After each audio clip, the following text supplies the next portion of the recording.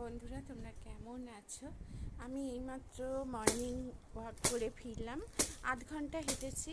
প্রতিদিন ৮ ঘন্টা করেই হাঁটি। না, এক একদিন অবশ্য না একটু কম হাঁটা হয়ে যায়। যেদিন ভালো লাগে না, ধরো মনটা চাইছে না করতে, আলিসি লাগছে, সেদিন আবার একটু কম হয়ে যায়। 15-20 মিনিট মতো হাঁটি। এই দেখো, আমাকে চাদর কিছুতে পারতে দেবে না, দেখো বসে আছে। আর মর্নিং ওয়াক করে এসেই না, এই দেখো না, তোমরা শুধু বলো বাড়িতে মাটিতে গাছ পুঁতলেই নোংরা হয়, মাটির উঠোন নোংরা হয়। আমাদের দেখো ফ্ল্যাট বাড়িতেও গোটা ব্যালকনি পাতায় একবারে ভর্তি হয়ে গেছে। ওইগুলো এখনও পরিষ্কার করিনি। আমি আগেই চলে গেছি রান্নাঘরে, কারণ বাচ্চাগুলোর তো ভাত করতে হবে, বুঝেছো? দেখছো, ও দেবে না করতে এখন। বস, তারপরে করব।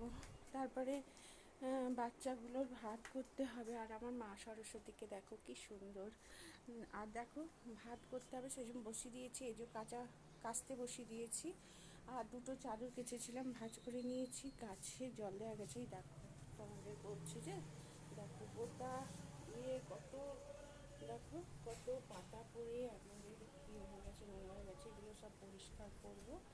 আর দেখো কি সুন্দর ঠান্ডা ঠান্ডা বাতাস দিচ্ছে। ওয়েদারটা খুব সুন্দর, ভালোই লাগছে ওয়েদারটা। আর ও তো দেখো করতে দিচ্ছে না, কি আর বলবো। এখনও দেখো বারান্দা টারান্দা কিচ্ছু পরিষ্কার হয়নি, সব পরিষ্কার করব।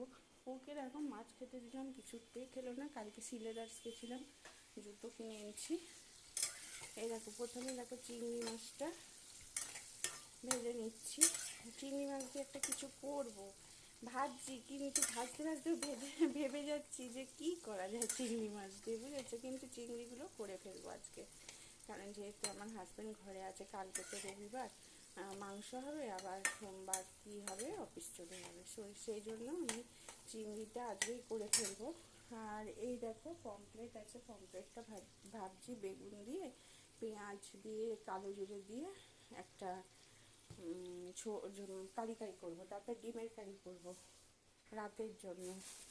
ঢ্যাঁড়স আছে, দেখি কী করবো। পালং শাকটাও করবো, দেখা যাক। আর পায়রাদের আমি মর্নিং ওয়াকের আগে দিয়ে দিয়েছি, একবার চা খেয়ে নিয়েছি জানো তো। আবার চা খাবো। আর ওদের ভাতটা ফুটছে, ফুটুক। দেখো অনেকটা ডাল আছে, ওই জন্য ডাল করবো না ভাবছি। আর জলখাবারের যে পরোটা আছে। আর ছোটো মেয়ে তো ওটস খাবে দই কলা দিয়ে, আমি তো পরোটাই খাবো। আর চলো তাহলে, আর বেশিক্ষণ তোমাদের ডিস্টার্ব করলাম না আমার ব্লগ দেখার জন্য। আর তোমরা যে আমার পাশে আছো, এটাই অনেক, সবথেকে বড় ব্যাপার। আমি হচ্ছে ছোট্ট একজন ইউটিউবার। আর ঠিক আছে, টাটা সকলে।